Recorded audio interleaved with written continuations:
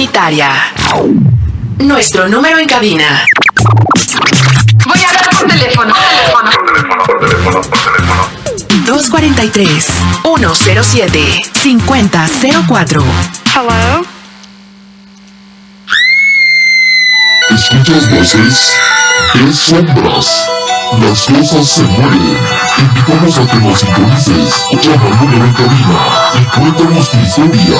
Relatos del más allá.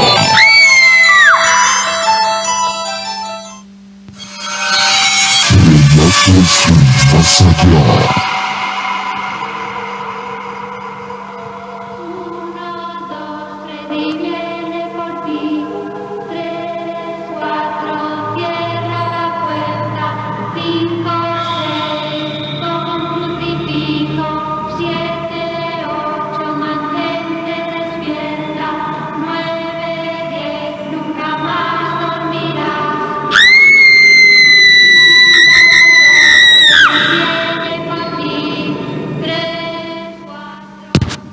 Bueno, buenas noches queridos amigos radioescuchas. Hoy, como todos los viernes, damos inicio a nuestro gran programa Historias del Más Allá. Viernes 11 de diciembre, comenzamos. Humberto, buenas noches, ¿cómo estamos el día de hoy? Buenas noches, Pedro, aquí muy bien, comenzando un nuevo programa de Relatos del Más Allá en este viernes 11 de diciembre, como bien lo has dicho. Bueno, en este día tenemos un tema muy interesante que tratar, ¿no lo crees? Así es, yo creo que a muchos de nuestros radioescuchas les va a interesar. Y pues vamos al mal paso darle prisa, ¿no? Claro. Bueno, el tema de esta noche va a ser la posesión demoníaca. Cuando un espíritu impuro entra en su cuerpo y le hace hablar y comportarse, no como la persona quisiera, sino como el espíritu quiere. Los signos exteriores de la posesión son casi siempre los mismos.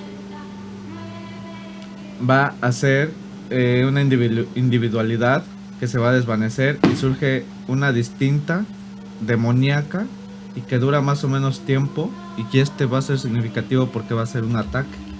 Este es un trastorno del comportamiento que se atribuye al apoderamiento del espíritu por uno o más demonios.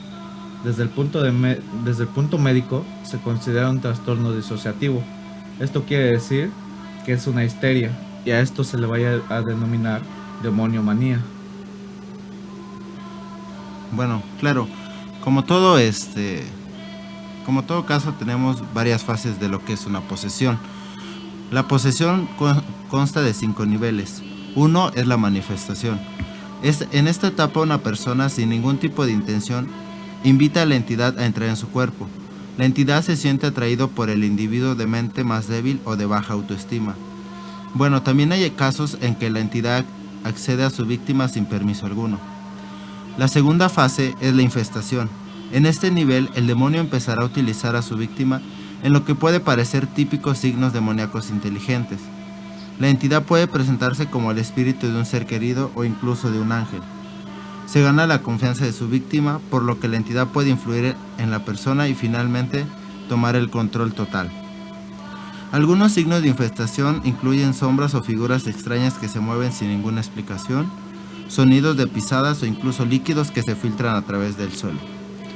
El tercer nivel es la opresión. Cuando un individuo está bajo la opresión demoníaca, la entidad comienza a afectar a la persona psicológicamente, físicamente y emocionalmente. El objetivo es hacer que la víctima renuncie a la lucha o a la voluntad de vivir y sobre todo a su alma. El cuarto nivel es la posesión. Cuando una persona llega a este nivel se le llama posesión completa.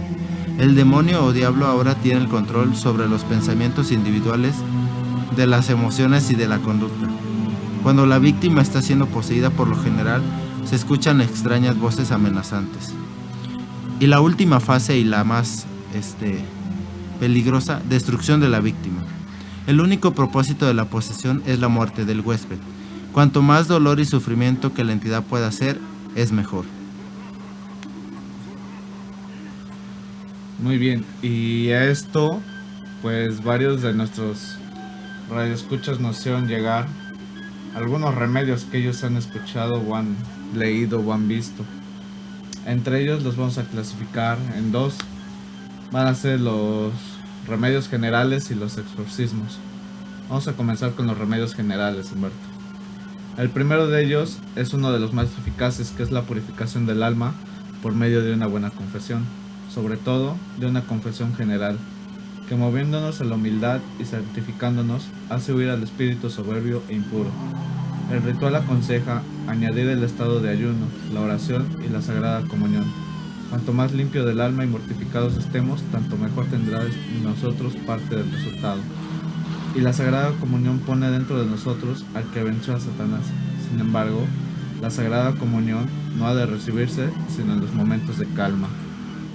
El segundo son los sacramentales y los objetos benditos. Estos también tienen mucha eficacia, por razón de las oraciones que han recitado la Iglesia al bendecirlos. Santa Teresa tenía especial confianza en la agua bendita, y bien fundada, porque la Iglesia le da virtud al ahuyentar el demonio, pero se ha de usar de ella con el espíritu de la fe, humildad y confianza. Por último, tenemos el crucifijo, la señal de la cruz, y sobre todo, las reliquias auténticas son espantables para los demonios que fueron vencidos por la cruz. Por la misma razón, teme mucho el espíritu maligno la invocación del santo nombre de Jesús, que, según la promesa del Señor, tiene maravilloso poder para poner en fuga el demonio. Bueno, seguido de esto tenemos que, bueno, estos son los remedios generales, y el siguiente remedio son lo que tal vez nuestros amados radioescuchas ya conocen y han visto en películas, en documentales, en revistas, o incluso lo que ha contado la gente, lo que son los exorcismos. Bueno, para empezar, tenemos que saber que el Catecismo de la Iglesia Católica afirma sobre el exorcismo que es cuando la Iglesia pide públicamente y con autoridad, en nombre de Jesucristo, que una persona o un objeto sea protegido contra las acechanzas del maligno y sustraída a su dominio. Se habla de exorcismo y claro, se hacen varias referencias en que Jesús lo practicó. Él tiene la Iglesia, el poder y el oficio de exorcizar. Bueno, en forma simple, el exorcismo tiene lugar en la celebración del bautismo. El exorcismo solemne solo puede ser practicado por un sacerdote y con el permiso del obispo. En estos casos es preciso proceder con prudencia, observando las reglas establecidas por la Iglesia. En el exorcismo se intenta expulsar a los demonios o liberar del dominio demoníaco gracias a la autoridad espiritual que Jesús ha confiado a su Iglesia. Muy distinto es el caso de las enfermedades, sobre todo psíquicas, cuyo cuidado pertenece a la ciencia médica. Por tanto, es importante asegurarse antes de celebrar el exorcismo de que se trata de una presencia del maligno y no de una enfermedad mental. Bueno, por su parte, el Código de Derecho Canónico establece: sin licencia peculiar y expresa del ordinario del lugar, nadie puede realizar legítimamente exorcismos sobre los poseídos. El ordinario del lugar concederá esta licencia solamente a un presbítero piadoso, docto, prudente y con integridad de vida.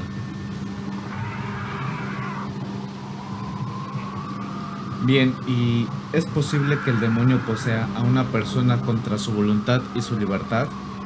Ciertamente esto sí puede suceder.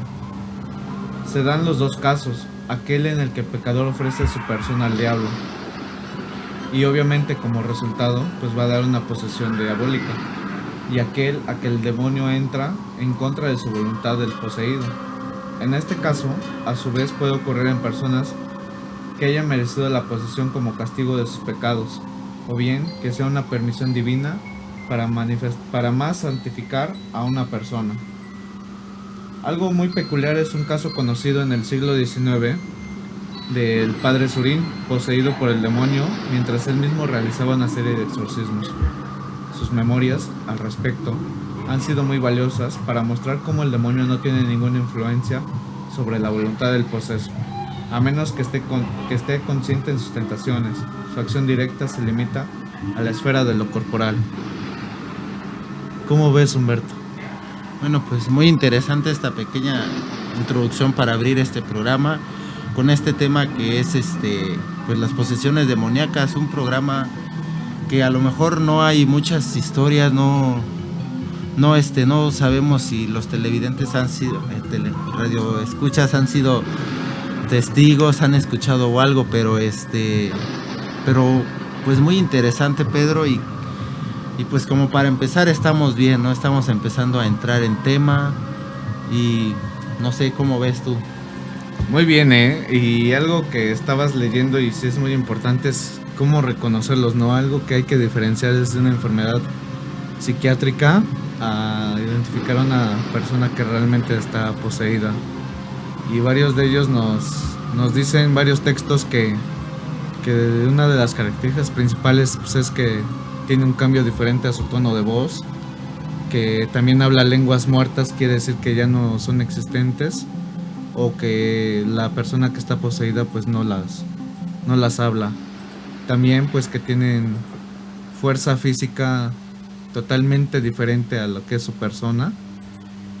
Y algo que me quedó muy impactado fue que también llegan a flotar, que no nada más es como en las películas, sino que también llega a suceder esto, Ah, sí, claro, Pedro. Bueno, como bien lo dices, es interesante saber distinguir a una persona poseída de una enfermedad mental, porque bueno, actualmente hay personas tan escépticas que todo lo consideran que es algo médico, como también hay personas que todo lo consideran que es algo pues paranormal, ¿no? Y tienes razón, bueno, uno ve las películas y piensa que va a encontrar al chica, la persona poseída pues casi pegando al techo, ¿no? Pero realmente, bueno, yo en lo personal nunca he sido testigo de eso y creo que no quisiera hacerlo. Entonces pues yo creo que hay que saber identificar, ¿no? Yo creo que con que a lo mejor se levante un poquito de su cama ya está para ser poseída, ¿no? ¿No crees? Claro que sí. También algo muy importante pues es como comentábamos hace un rato, pues es que no les da un cierto agrado, ¿no? Las imágenes sagradas como son las cruces o los cristos, pero pues aquí es donde más presencia se da y es cuando realmente aciertan a que hay una posesión más que una enfermedad psiquiátrica. Ustedes, amigos radioescuchas, ¿qué pueden opinar sobre este tema?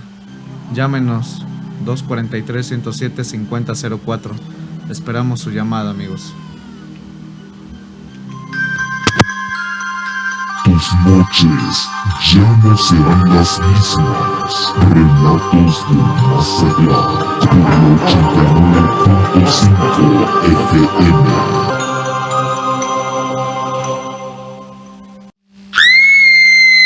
¿Escuchas voces? ¿Ves sombras? Las cosas se mueven. Te invitamos a que nos sintonices. Llama al número en cabina y cuéntanos tu historia. Relatos del más allá.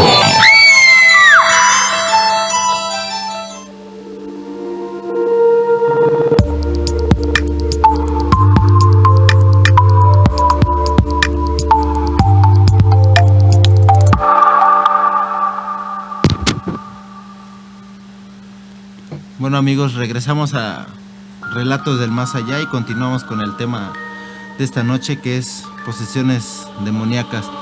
Como bueno, bien empezábamos a platicar aquí Pedro y su servidor, lo importante de una posesión demoníaca es saber diferenciarla, es saber que no es una enfermedad mental, que no es una condición médica que puede ser tratada. Y bueno, para responder a esa duda y bueno, dejar un poco más en claro de eso, aquí les tenemos los signos de que, bueno, puede tratarse de una posesión demoníaca y que son confirmatorios, podríamos llamarlo así. Bueno, entre ellos está una evidencia de automutilación, es decir, nuestro poseído va a provocarse cortadas, dolores, moretones. No es extraño que él aparezca de la nada con rasguños o así. Bueno, la víctima maldice cuando no es parte normal de su carácter. Bueno, aquí sabemos que cada persona tiene un carácter y que en este caso va a cambiar drásticamente. Bueno, va a tener un desagrado muy repentino por lugares o objetos religiosos, sobre todo al punto de destruirlos o incluso llegar a difamar a esos mismos, o incluso a apartarlos de su vista. Bueno, la víctima puede llegar a ser amenazante, abusiva o violenta sin motivo aparente, sobre todo especialmente cuando la persona arremete o daña a los animales inocentes. Bueno, va a tener un aumento repentino en los deseos sexuales que pueden indicar una posesión demoníaca. Durante la noche, cuando la mente está más vulnerable, la víctima en cuestión puede sufrir de pesadillas o terrores extremos severos, que no son normales para el individuo o están ocurriendo sobre una base consistente. Bueno, va a tener unas pérdidas frecuentes en su memoria o pérdidas de grandes lapsos de tiempo, ya que este rasgo puede ser clave para identificar los momentos en que la entidad controla la forma física del ser humano. La víctima puede comenzar a hablar en lenguas que no conocía, o incluso hablar su lengua habitual con extraños acentos que no son su manera natural de hablar. Otros signos parecidos son los cambios de voz frecuente, donde, bueno, los testigos afirman que cambia muy drásticamente. Si es una voz de mujer, puede confundirse con la de un hombre muy grande y de grave acento. El individuo parece catatónico, pasándose largos periodos de tiempo sin pestañear. Puede quedarse inmóvil durante mucho tiempo, solo viendo hacia un solo lado. Bueno, la forma física de una persona puede llegar a ser anormalmente rígida, hasta el punto de que no pueden moverse o ser desplazados por más de una persona.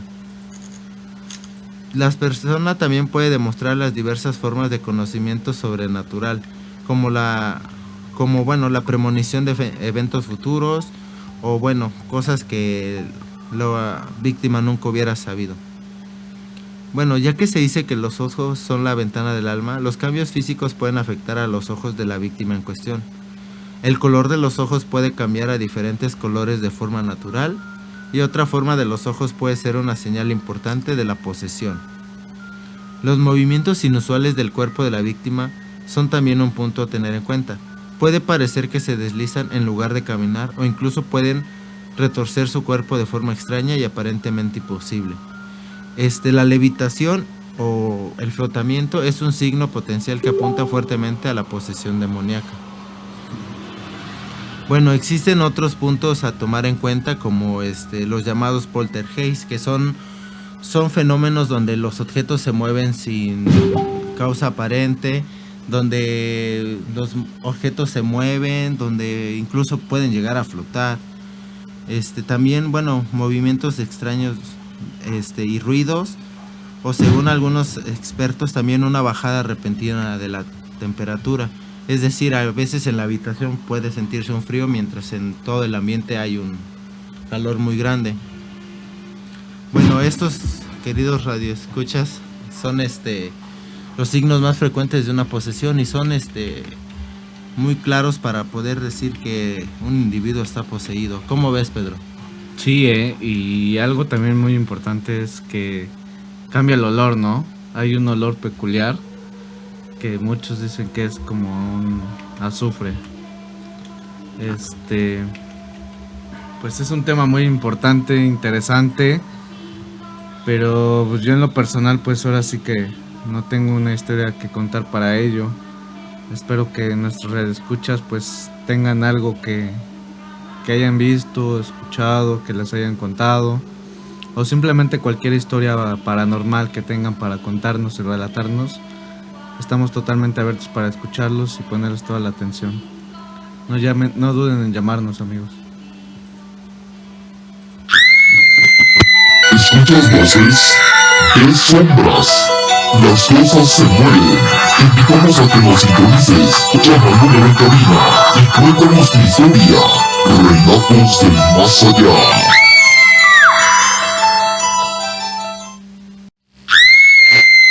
¿Escuchas voces? ¿Ves sombras? Las cosas se mueven. Te invitamos a que nos sintonices. Llama al número en cabina y cuéntanos tu historia.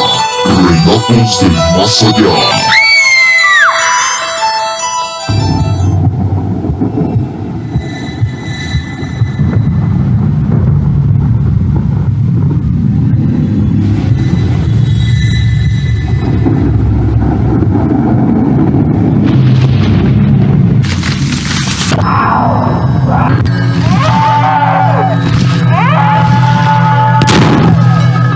bien amigos, buenas noches, continuamos con nuestra transmisión.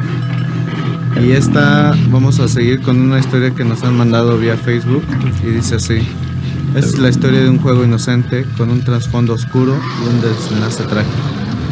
El relato de 3 jóvenes reunidas en torno a una ouija, jugando inocentes con algo que posiblemente no conocen, entienden ni controlan. El artilugio que utilizan mediums y chamanes para comunicarse con los muertos. Aquello sucedió hace 23 años en la calle Luis Marín de Madrid, y el episodio ha sido estudiado por científicos que nunca encontraron una explicación lógica a la extraña muerte de Estefanía. La joven de 18 años ya había participado en una ouija para invocar a los muertos en el pasado. Entonces decidió organizar otra sesión de espiritismo en su casa con unas amigas del instituto. Esto para comunicarse con el novio de una de ellas, que falleció hace poco en un accidente de motocicleta. Cuando estaban agonizando, todo el centro, una profesora los descubre y destruye el tablero. Esto fue con un golpe contra el suelo. Desde entonces, la joven comenzó a sufrir alucinaciones y comportamientos extraños. Aseguraba escuchar voces y nadie podía hacer nada por ella. En agosto de 1991, ingresa al hospital Gregorio Marañón de Madrid y fallece en extrañas circunstancias. El caso Estefanía, aquel suceso que se investigó desde todos los ángulos posibles. No había un informe de difusión definitivo, claro y lógico, y la familia, tras la muerte de la muchacha, siguió contando sucesos que les aterrorizaban. Por ello, en la madrugada del 27 de noviembre de 1992, decidieron llamar a la Policía Nacional. Según contaban, los crucifijos de la casa se movían sin control y una enorme figura les vigilaba desde el pasillo. Cuando las gentes se presentaron en el número 8 de la calle Luis Marín, el padre de la fallecida esperaba en la calle y al domicilio accedieron 4 agentes, y lo que encontraron no ayudó a solucionar nada. Más bien, al contrario, lo empeoró.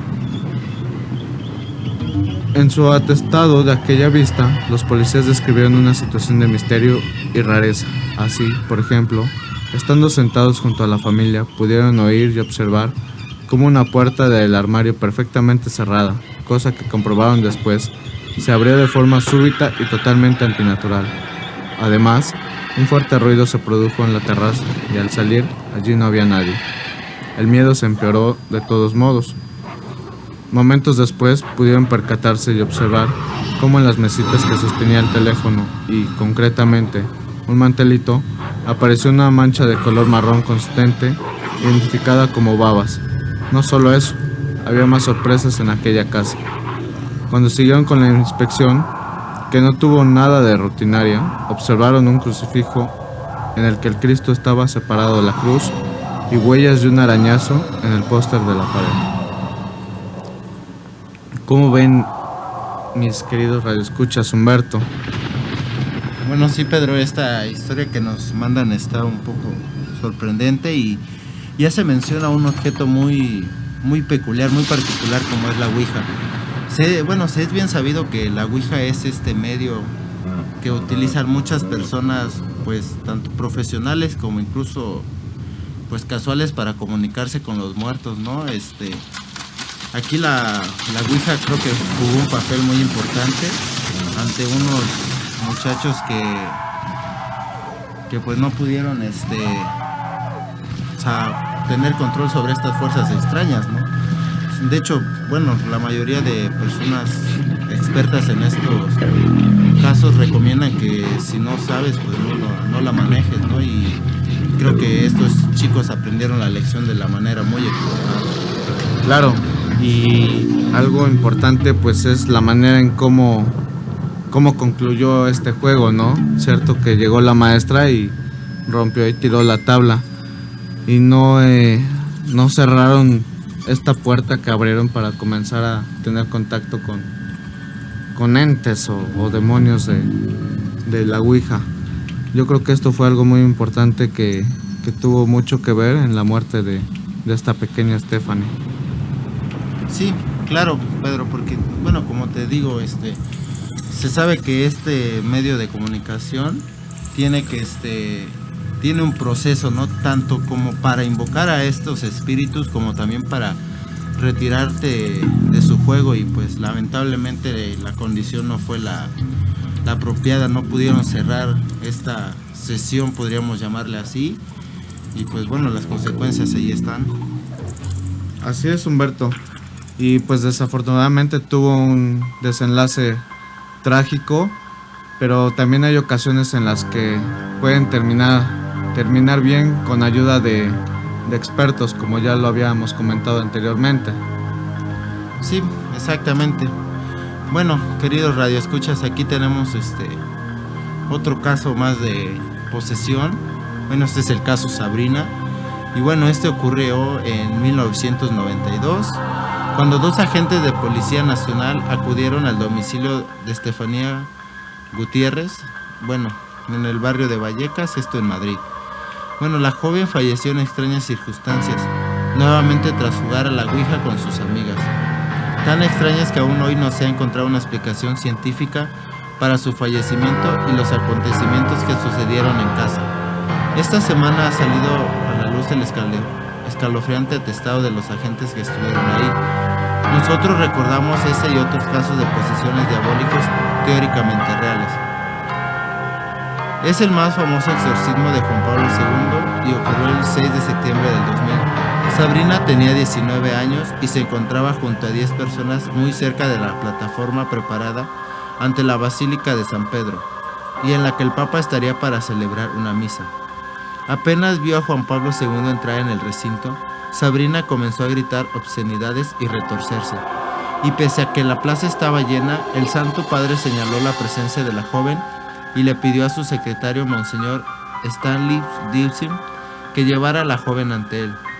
Tras unas oraciones, la joven se calmó, no sin antes expulsar groserías por la boca. El Papa y Sabrina se reunieron en una habitación privada junto a la Basílica de San Pedro. La mujer que había sido arrastrada allí por sus padres estaba en trance.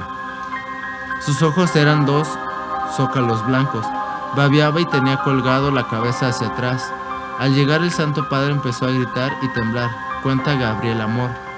El proceso duró 30 minutos, durante los cuales Juan Pablo II celebró un acto de exorcismo menor, que no implica la lectura de los textos bíblicos. Le dio una bendición, la abrazó y Sabrina se calmó. El diablo se enfureció por el encuentro con el Papa y quiso demostrar su fortaleza. El exorcismo no había podido expulsarlo, dijo el sacerdote. Lo que vio lo dejó sin habla a continuación. Sabrina se levantó de la silla en la que estaba sentada. Ella me habló, pasó junto a mí sin mirarme, estaba justo en la pared detrás de mí y comenzó a caminar horizontalmente en la pared hacia el techo, como si fuera la cosa más natural del mundo. Luego vino abajo como si nada. Bueno, queridos radioescuchas, esta historia es un poco impactante. Y bueno, impactante hasta cierto punto en el sentido de que nos hace mención de la figura del Papa Juan Pablo II. Pues no podemos asegurar si es verdad, si es falsa. Nosotros solo compartimos las historias que ustedes nos hacen llegar, que nos facilitan aquí a través de Facebook, a través de sus llamadas. Y pues también les recordamos, gracias a esta historia, que solo ustedes tienen la última palabra de si es real o si es falsa.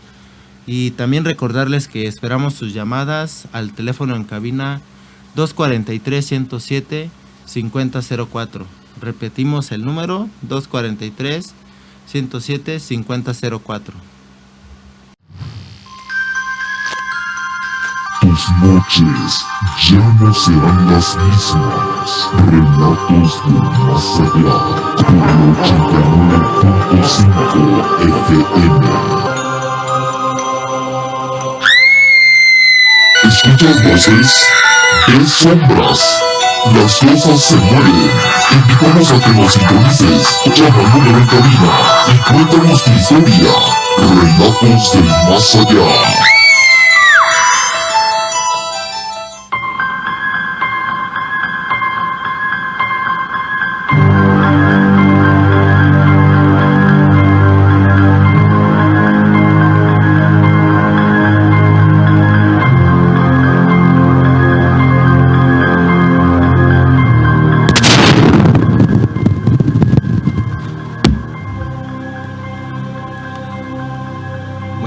Seguimos aquí, queridos Radio Escuchas. Regresamos a nuestro programa y seguimos con nuestro tema del día de hoy, que es posesiones demoníacas. Bueno, ya hemos contado unas historias en las cuales, pues bueno, han sido impactantes, nos han dejado un poco escépticos y pues no sé si creer o no. Pedro, ¿cómo ves? Así es, mi querido Humberto, es algo que nos deja sin palabras, pero al mismo tiempo nos llena de curiosidad, ¿no? Me dice acá el amigo DJ que tenemos una llamada. Bueno, buenas noches. Buenas noches. Amigo, ¿cómo te llamas? Antonio Bello, Antonio, ¿de dónde nos escuchas, Antonio? desde Iguala, Guerrero, Desde Iguala, Guerrero. Buenas noches, ¿cómo estás, Así es. Antonio? la ciudad, el pueblo mágico. Muy bien, muy bien. ¿Cómo estás en el pueblo mágico de Iguala, Guerrero? Pues bien, algo caluroso. Qué bueno, te a mandamos 30 y tantos. Te mandamos grados un fuerte centígrados. abrazo y saludos. ¿Tienes alguna Muchísimas- historia que contarnos, Antonio? Muchísimas gracias. Pues afortunadamente o desafortunadamente conocí o estuve muy cerca de la leyenda de Quinta la Moza, ya que mi abuelita vivió en la casa donde esta señora también vivía. Y cosa rara, porque supuestamente era casa franciscana. Y pues, que todas las casas religiosas están bendecidas, ¿no? Claro. Así es. Y me contó mi abuelita que era ya niña y ya existía esa señora como tal, como se llamó. Mi abuelita tiene un año de fallecida a los 98 años. ¿Se imagina el tiempo que ya tiene de vida la señora? Bastante, bastante. Y me comenta, en la casa franciscana donde vivió mi abuelita, era una casa con 5 cuartos, y esta señora vivía en un cuartito separado de la casa principal, al fondo. Y en varias ocasiones los primos, como salían a trabajar fuera y la casa está en la zona centro de Iguala, llegaban a dormir ahí con ella. Y en 2 ocasiones, pues la mayoría, bueno, mi abuelita vivía con otras 2 primas, y pues los primos se quedaban en el pasillo a dormir. Y que en 2 ocasiones, al quedarse a dormir ahí en el pasillo, oyeron ruido y lograron despertar, porque ya después de ocasiones tantos no tornó a despertar. Pero ellos lograron despertar y vieron que desde la entrada hasta el fondo a un caballo y a su jinete de color negro. Ah, Y caray. le resplandecían los ojos de color rojo. Ajá. La primera ocasión, me iba medio tomadito, se me hizo un caso. Pero ya como segunda ocasión, le hablaron a la abuela, a la tía, y pues se metieron a dormir adentro del cuarto con las tías. Y tanto fue el espanto que se hicieron pipí en el calzón. De bajo. Y en otra ocasión, también lograron verla a las tías, y cosas que ya sabían, pues pasaban cosas acerca de esa señora. Y pues, según cuentan, que era Nahual, y que usaba un brasero, que quitaba las piernas y las ponía encima del brasero. Pero que una noche el marido la cachó, pues, que se convertía en, no sé en qué animal, supuestamente dicen que se convierte en un copilote o en perro. Y que el señor, el marido, quitó las canillas del brasero y por eso se quedó mozo. y así se le conocía, en Salamocha. Ajá. Y en los funerales de las tías, porque mi abuelita apenas falleció, las tías fallecieron primero, la señora esta no se acercó a los veces, sino que cuando estaban tendidos, un gato enorme negro cruzó el féretro, que estaban tendidas las tías. Cosas raras, y supuestamente se estaba rezando y todas las cosas, pero entró el gato, brincó el gato negro el féretro. Wow. Y Antonio, entonces dices que, bueno, tú también lo viviste, o sea, tú... Sí, porque sí la conocí a la señora. Era demasiado grosera, tenía un vocabulario tremendo, que no lo puedo decir, me apena.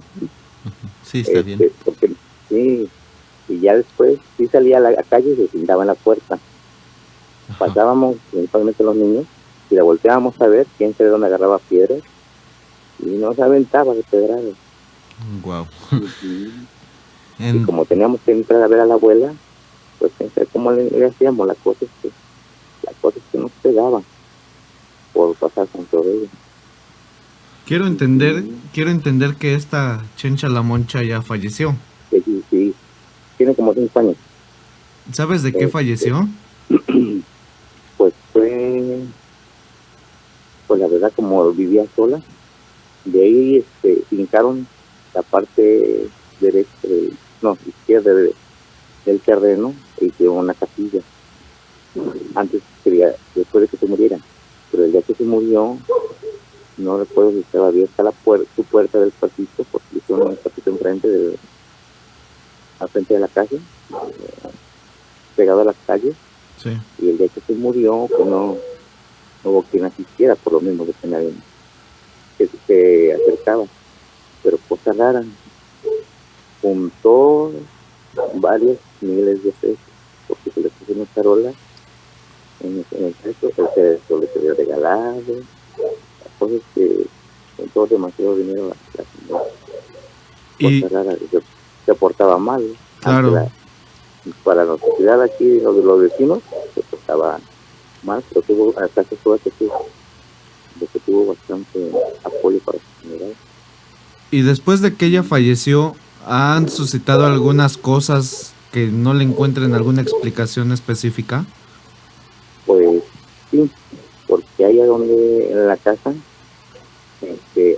hay 3 tamarindos, uno en la entrada, uno en el medio y uno en el final de la casa. Y cuando estaba mi abuelita había puras personas mayores, pero ya ahorita empezaron a asistir a madres solteras o a familias de pensionales que los niños tienen con su abuelita, y que a los niños se han puesto a jugar supuestamente con niños que ven ellos, que bajan de un tamarindo y se ponen, se sienten a jugar, y sus familiares aquí, no, que es la niña, está, y nada más la ven los niños. O sea, que todavía su sombra de la señora, o quién sabe de quién sea, anda ahí en ese terreno. Muy interesante, Antonio. Y entonces, bueno, cuéntanos, cuando tú viviste ese hecho pues bueno, de constatar que efectivamente El brinco del gato al féretro de una de las tías. Exacto, ¿qué sentiste? ¿Qué sentiste? No sé, miedo, ¿te causó Pues solo curiosidad? nos quedamos paralizados y viéndonos uno a otro. Ya, hasta nos abrazamos. Y dije, no, pero llegar solo al féretro, pues no era nuestra intención. Nos salimos un rato y después buscamos al gato y no lo encontramos. Entonces el gato literal desapareció ante ustedes. Sí, o sea, brincó y se quedó el patio, salimos 3 y no vimos inventado gato. Y la señora está al fondo en su casa, al fondo del terreno. Y Antonio, bueno, no se sabe entonces qué pasó, si el marido murió o la abandonó, no sabes algo relacionado a eso. Porque del marido no se supo. Ajá. Pero le comento, si los primos vieron al jinete negro, Ujú. o sea, el caballo, el jinete negro con sombrero, capa, Sí, sí. que no salía, nada más entraba, pero no salía a medianoche, Ajá. después de en casa. Pero eso sí, no lo vi yo, pero lo del gato que suele ser esto, sí, estábamos todos atónitos, porque nunca lo habíamos visto Sí, ahí en la casa. me imagino, y bueno, más con esta señora que dices que Sí, trataba muy mal a las personas y estos sobre hechos, todo a pues los niños. bueno, más a los niños, ¿no? Sí. Pues muchas gracias, Antonio, por tu llamada. Esperemos que estés pasando buena el gusto es noche. mío. Sigue disfrutando el programa y saludos hasta Iguala, Guerrero. Bueno, luego. gracias. Gracias, Antonio. Hasta luego. Bonito programa, aunque nos da miedo oír las historias, pero son interesantes. Muchas gracias. Síguenos Bueno, contactando ya. y no pierdas nuestra señal. Hasta luego y Hasta- que los éxitos sigan. Gracias, hasta luego. Que estén bien.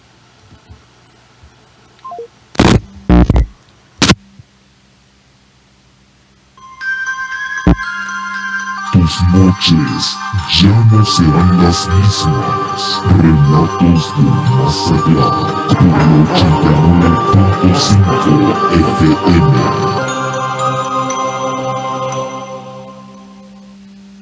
89. Primera llamada desde Iguala, Guerrero. Una historia corta, pero bueno, un poquito perturbadora en el sentido de lo que nos relataba nuestro querido Antonio, que pues prácticamente él la vivió y pues bueno, algo fascinante. Así es, Humberto, y si mal no recuerdo, creo que es una historia que concuerda con una llamada que recibimos en nuestro primer o segundo programa.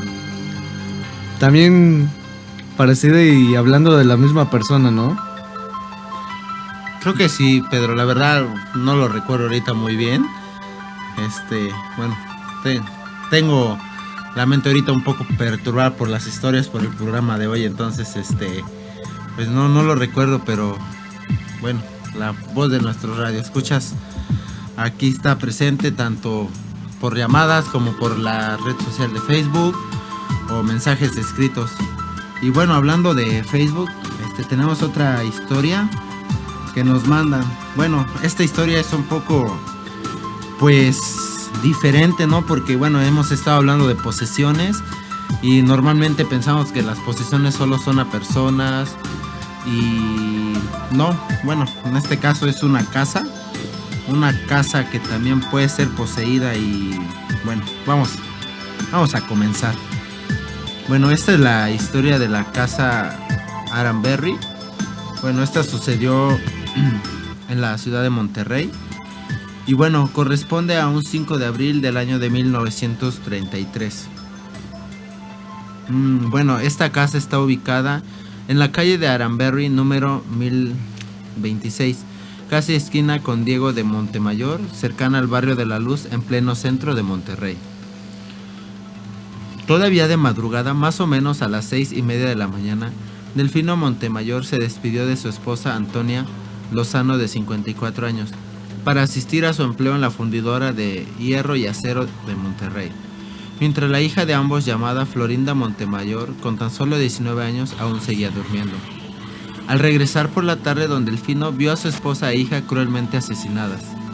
Esta familia, procedente de General Suazua, Nuevo León, había vendido todo su patrimonio para establecerse en Monterrey. Al saber que tenían dinero en efectivo, un grupo de delincuentes penetró en la casa y asesinó a la madre y a su hija para luego huir con las pertenencias.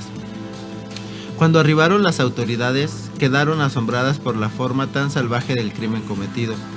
La sospecha se fue sobre unos parientes de la familia, pues la puerta de entrada no había sido forzada y las infortunadas mujeres permitieron en su momento el acceso a sus agresores. Un detalle guió a la captura de los asesinos. Había un rastro de sangre que salía de la casa con rumbo a otro domicilio, situado a escasos metros. Para asombro de todos, dos de los asesinos resultaron ser sobrinos de la señora Florinda y hallaron las pertenencias de la familia en el negocio que tenían a la vuelta de la casa. Uno de ellos, llamado Gabriel, habló. Él y 2 secuaces planearon el robo junto con un chofer y el asesinato de las mujeres, a quienes mataron para no ser reconocidos. Arrestados y en espera de una dura condena, fueron ejecutados al aplicarles la ley fuga en una loma llamada de la Santa Cruz, situada a la entrada y enfrente del cementerio de General Suazua, Nuevo León. Luego los cuerpos de los asesinos fueron expuestos para calmar el morbo y las buenas conciencias de la sociedad regiomontana de la época.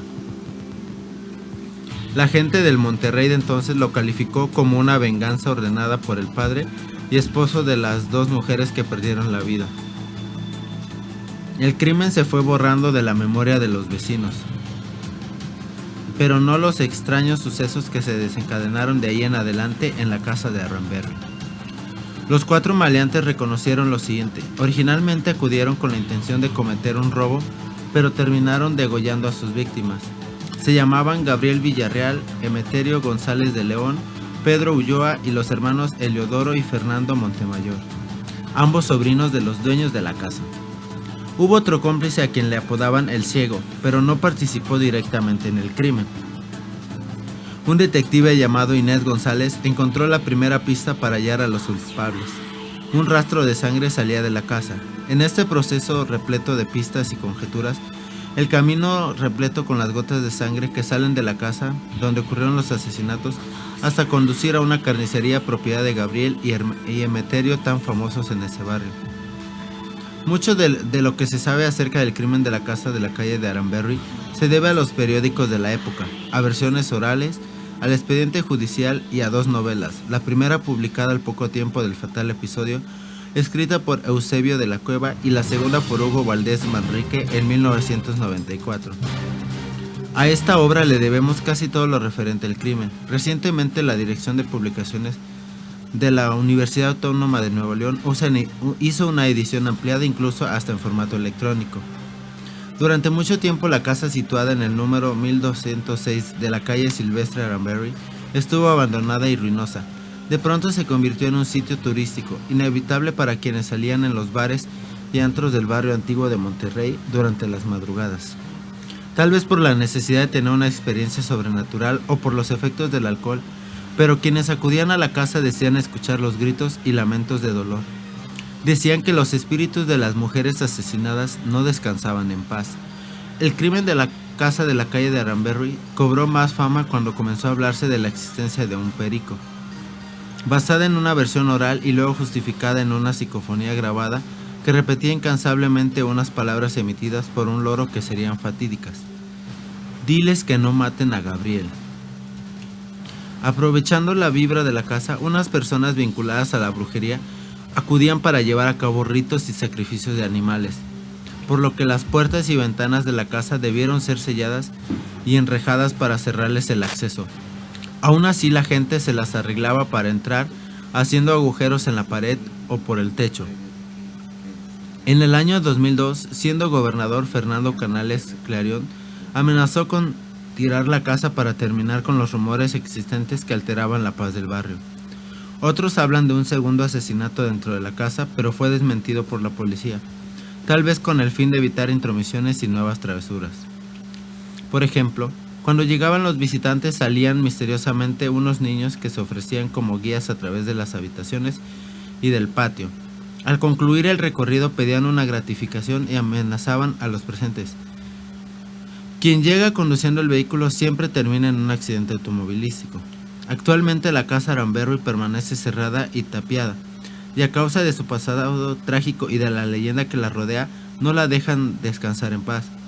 En la obra de Hugo Valdés se descubre una cara ignota de Monterrey. Ahora se nos presenta como una ciudad violenta, insegura y poblada por nuevos vecinos que llegaron de Monterrey. Una fama que ahora nos agobia y no nos deja vivir tranquilos ciertamente. Bueno, esta es la historia de una casa ubicada en la calle de Aranberry. Como les comentaba, bueno, esta es una posesión diferente en el sentido de que pues fue marcada por unos hechos trágicos como son el asesinato de una madre e hija, y que bueno, incluso en la actualidad se dice y hay personas que aseguran que oyen todavía estos gritos de dolor. No, y también la voz que dicen, no lo mates, por favor, ¿no? Es algo que sería interesante contactar a nuestro amigo que nos hace favor de enviarnos esta historia por Facebook.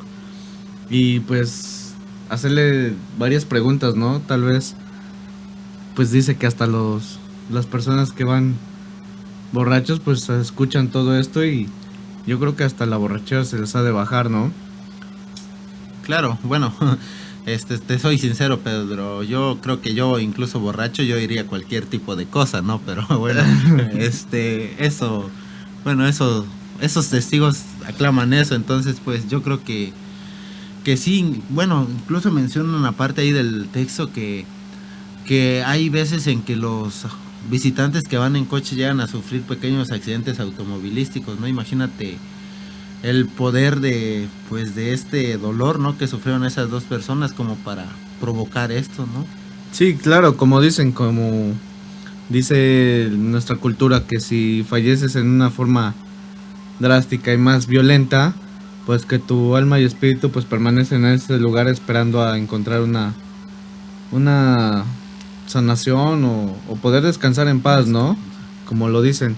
Humberto, cambiando de tema, ¿te acuerdas lo que nos pasó hace 2 semanas?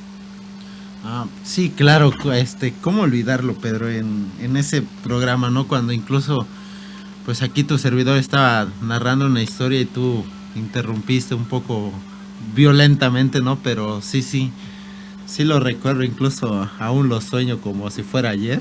Así es, para nuestros radioescuchas que no recuerdan o no estuvieron presentes con nosotros esa noche, fíjense que Humberto estaba narrando su historia y de repente se nos fue la luz del estudio, y algo curioso es que en todo el resto del edificio pues continuaba la luz y aquí no. Siempre antes de comenzar a grabar nos tomamos fotografías para tenerlas del recuerdo, sesión con sesión. Hay una fotografía que está enfocada directamente hacia el patio del estudio y varios a los que se las mostramos vieron algo diferente, algo especial y espectacular. La vamos a subir en esta semana a nuestra red social, en Facebook, y la vamos a adjuntar también al YouTube para ver ustedes, amigos, qué es lo que observan, cuéntenos. Pero créanme que esa noche, al empezar la transmisión, inmediatamente se fue la luz como al principio en tu narración, Humberto, y después se nos cayó la señal como 2 minutos, inexplicablemente, ¿eh? Sí, Pedro, bueno, creo que por lo que me estás diciendo yo soy el que tiene las malas vibras y bueno, créeme que eso me agobia un poco, pero sí tienes razón. Al principio de la transmisión sí, como que igual quiso irse un poco la luz, pero sí, en ese momento sí nos caímos del aire, y posteriormente cuando tú me interrumpes igual quería pasar ese mismo fenómeno. Y la imagen que tú mencionas pues sí está un poco pues impactante, o pues incluso podríamos pensar que no se ve nada, si se ve nada, ¿no? Pero yo creo que nuestros radioescuchas y aquellos amigos que nos siguen por Facebook o por el canal de YouTube, pues nos pueden compartir, ¿no? Si de verdad se ve algo, no se ve algo, somos nosotros, es nuestra imaginación, o que nos digan sus comentarios, ¿no crees? Claro, al final de cuentas la última palabra es de ellos y por ustedes es que seguimos aquí, amigos. Bueno, pues con esta nota nos pasamos a despedir. Soy su amigo Pedro. De este lado del micrófono también su amigo Humberto. Y pues como cada viernes, amigos, les deseo una fría y escalofriante noche. Nos escuchamos el próximo viernes. Hasta luego. Tus noches ya no serán las mismas. Relatos del más allá. Por 89.5 FM.